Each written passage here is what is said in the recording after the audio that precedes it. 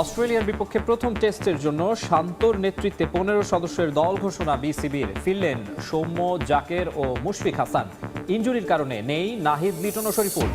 একাধিক ইনজুরিতে অস্ট্রেলিয়া সফরের আগে প্রশ্নবিদ্ধ জাতীয় দলের পাইপলাইন। ঘরোয়া লিগে পারফর্ম করেও সঠিক সময়ে ক্রিকেটারদের সুযোগ না পাওয়াই কারণ, কাঠগড়ায় বিসিবি। অন্তর্বর্তী সরকারের রাজনীতির কারণেই বিশ্বকাপে যায়নি বাংলাদেশ। ভারতীয় মিডিয়াতে মন্তব্য মিরাজের। তামিমের নেতৃত্বে নতুন কাঠামোতে দেশের ক্রিকেট। এবং আর্জেন্টিনার মাঠের আচরণ নিয়ে তদন্তে নামলেও ফুটবলারদের পেশাদারিত্বের প্রশংসা ইনফ্যান্তিনোর। দেশটির ফুটবল অ্যাসোসিয়েশনকে চিঠি দিয়ে বিতর্কে ফিফা সভাপতি। অস্ট্রেলিয়া সফরের জন্য শান্তর নেতৃত্বে ১৫ সদস্যের টেস্ট দল ঘোষণা করেছে বাংলাদেশ ক্রিকেট বোর্ড। ফিরেছেন সৌম্য সরকার, জাকের আলী ও মুশফিক হাসান। ২৩ বছর পর অস্ট্রেলিয়ার মাটিতে টেস্ট খেলতে যাচ্ছে টাইগাররা। ১৩ আগস্ট ডারউইন ও ২২ আগস্ট ম্যাকেইয়ে দুইটি টেস্ট খেলবে বাংলাদেশ ও অস্ট্রেলিয়া। নাহিদ রানা, লিটন দাস ও শরীফুল ইসলামের মতো গুরুত্বপূর্ণ ক্রিকেটারের ইনজুরিতে এই মেগা সিরিজের আগে বেশ বিপাকে পড়েছিল টিম ম্যানেজমেন্ট। অবশেষে কিছুটা দেরিতেই স্কোয়াড ঘোষণা করল বিসিবি। দলের সবচেয়ে বড় চমক সৌম্য সরকারের ফেরা। আর সৌম্য ফেরায় বাদ পড়েছেন মাহমুদুল হাসান জয়। এদিকে লিটনের ইনজুরিতে দলে ফিরেছেন জাকের আলী অনিক। এছাড়া ২০২৩ সালে টেস্ট দলে ডাক পাওয়া মুশফিক হাসানকেও সুযোগ দিয়েছেন নির্বাচকরা।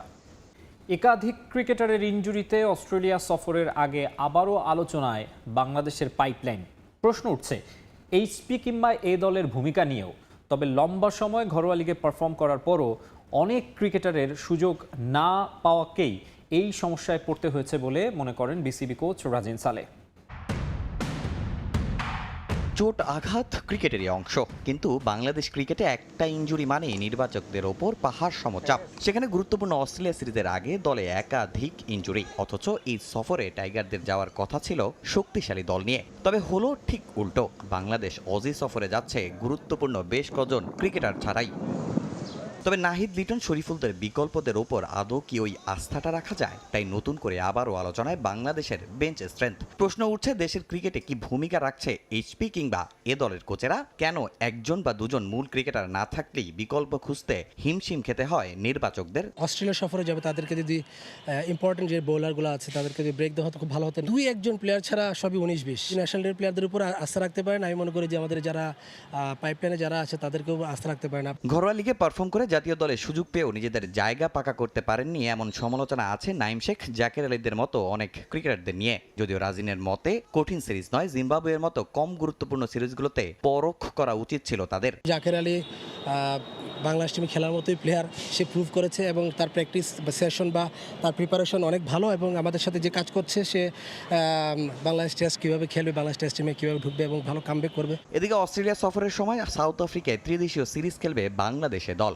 নভেম্বরে আবার সেখানে প্রোটিয়াদের বিপক্ষে পূর্ণাঙ্গ সিরিজ খেলতে যাবে জাতীয় দল। তাই শুধু ম্যাচ জেতা নয়, সেই সফরে এ দল থেকে নতুন কয়েকজন সুযোগ পেলে সেটাই হবে সফলতা। নেক্সট যে আমার ওয়ার্ল্ড কাপ যেটা আছে, এখান থেকে যেন আমাদের ওয়ানডে খেলা আছে, এ টিমের খেলা আছে, আমি মনে করি যে এখান থেকে প্লেয়াররা সেই এক্সপিরিয়েন্সটা নিতে পারবে উইকেটের এবং এখান থেকে তারা তাদের গেমটা ডেভেলপ করতে পারবে। ১ আগস্ট সাউথ আফ্রিকা ইমার্জিং দলের বিপক্ষে ওয়ানডে ম্যাচ দিয়ে শুরু হবে এ দলের এই ত্রিদেশীয় সিরিজের মিশন। ইউএস এর বিপক্ষেও খেলবে লাল সবুজ। আর ১৬ ও ২৩ আগস্ট সাউথ আফ্রিকার বিপক্ষে দুটি ৪ দিনের ম্যাচ খেলবে বাংলাদেশে দল।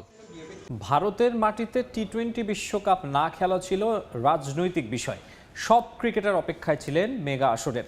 লঙ্কান প্রিমিয়ার লিগ খেলতে গিয়ে ভারতীয় মিডিয়াকে দেয়া সাক্ষাৎকারে এই মন্তব্য করেছেন বাংলাদেশের ওয়ানডে অধিনায়ক মেহেদী হাসান মিরাজ। তামিম ইকবালের হাত ধরে দেশের ক্রিকেট নতুন করে একটি কাঠামোতে আসতে যাচ্ছে বলেও জানান মিরাজ।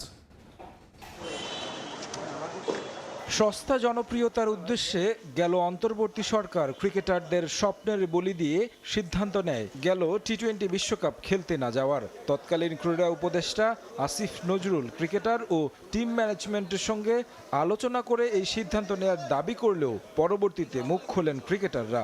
আসিফ নজরুলকে মিথ্যাবাদী আখ্যা দেন কোচ মোহাম্মদ সালাউদ্দিন। একজন ক্রিকেটারের ক্যারিয়ার লালিত স্বপ্ন বিশ্ব মঞ্চে দেশকে প্রতিনিধিত্ব করা। স্কোয়াডে এমন ক্রিকেটার ছিলেন যারা প্রথমবার সুযোগ পেয়েছিলেন বিশ্বকাপে।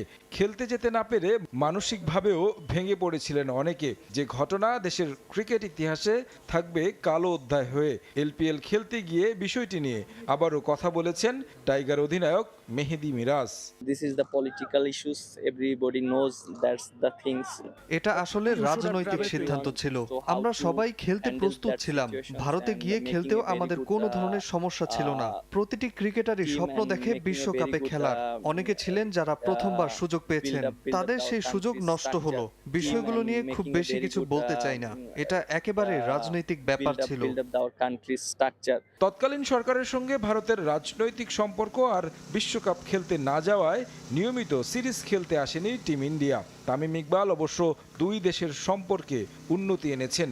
এবছরই ঢাকায় আসবে ভারত, কথা বলেছেন আসন্ন ভারত সিরিজ নিয়েও। আমরা আগ্রহের সঙ্গে অপেক্ষা করছি ভারতের বিপক্ষে সিরিজের জন্য। এটা আমাদের জন্য দারুণ একটা মুহূর্ত। বিশ্বকাপ ফাইনালের পর প্রথমবারের মতো জনসমক্ষে এলেন লিওনেল মেসি। আর্জেন্টিনার রোজারিওতে নিজের মালিকানাধীন ক্লাবের খেলা দেখতে মাঠে হাজির হন এই সুপারস্টার। আর এলেমটেনের উপস্থিতিতে ভক্তদের মাঝে তৈরি হয় উন্মাদনা। এদিকে কোচ লিওনেল স্ক্যালোনিকে 2030 বিশ্বকাপ পর্যন্ত আলবিসেলেস্তেদের ডাগআউটে দেখতে চান ভক্তরা। টিস্যুতে বিশেষ বার্তা লিখে চুক্তিপত্র বানিয়ে স্ক্যালোনিকে দিয়েছেন এক ক্ষুদে ভক্ত। রোজারিওর অ্যান্টোনিও দি গিয়াকোমো স্টেডিয়ামে চুপিসারে হাজির লিওনেল মেসি। হুডি জ্যাকেট পরে চুপচাপ নিজ পরিবারের মালিকানাধীন ক্লাব লিওনেস এফসির ম্যাচ দেখতে থাকেন। প্রিমেরা সি লিগে তখন সেন্ট্রাল কর্দোবার বিপক্ষে লড়ছিল দলটি। মুহূর্তেই টের পেয়ে যান ভক্ত সমর্থকরা। মোবাইলে ছবি ফুটেজ ধারণ করতে শুরু করেন। রোজারিওর শীতের মাঝে যেন উষ্ণতা ছড়িয়ে দেয় সর্বকালের অন্যতম সেরা ফুটবলারের উপস্থিতি। বিশ্বকাপ শিরোপার খুব কাছে গিয়ে হৃদয় ভেঙেছে আর্জেন্টাইনদের। কান্না ভেজা চোখে সেদিন মাঠ ছেড়েছিলেন মেসি। এমনকি দলের সঙ্গে আর্জেন্টিনায় না ফিরে চলে যান মায়ামিতে। যদিও বাবার অসুস্থতার কারণে আবার তড়িঘড়ি করে দেশের বিমান ধরেন। নিউ জার্সির ফাইনালের পর এই প্রথম জনসমক্ষে এলেন লিও। তবে এবার আর অশ্রুসিক্ত নয়, হাসি মুখেই দেখা গেল তাকে। হয়তো back to back world cup trophy জয়ের স্বপ্নভঙ্গের বেদনা কাটিয়ে উঠছেন একটু একটু করে। মেসির আন্তর্জাতিক ক্যারিয়ারের ভবিষ্যৎ নিয়ে নানা মহলে নানা কথা। কেউ বলছেন আকাশি সাদা জার্সিতে শেষ ম্যাচ খেলে ফেলেছেন এলেমটেন। কেউ বলছেন মহাতারকাকে রাজস্বিক বিদায় জানাতে বিশেষ ম্যাচ আয়োজনের প্রস্তুতি নিচ্ছে আর্জেন্টিনা ফুটবল অ্যাসোসিয়েশন। তবে 2022-এর বিশ্বকাপ জয়ী ফুটবলারকে বিদায় জানাতে এখনও যে প্রস্তুত নয় আর্জেন্টিনিয়ানরা। বর্তমান থেকে সাবেক মেসির সব সতীর্থই তাকে আরও কিছুদিন খেলা চালিয়ে যেতে অনুরোধ করছেন। এবার সে তালিকায় যুক্ত হলো আরেক সুপারস্টার আনহেল দি মারিয়ার নাম। এক সাক্ষাৎকারে তিনি বলেন, লিও যতদিন চায় খেলা চালিয়ে যাক। 39 বছর বয়সেও প্রমাণ করেছে এখনও সেরাদের একজন সে। অস্ট্রেলিয়ার সাথে টেস্ট সিরিজ খেলতে মিরপুরে অনুশীলন করল টাইগাররা।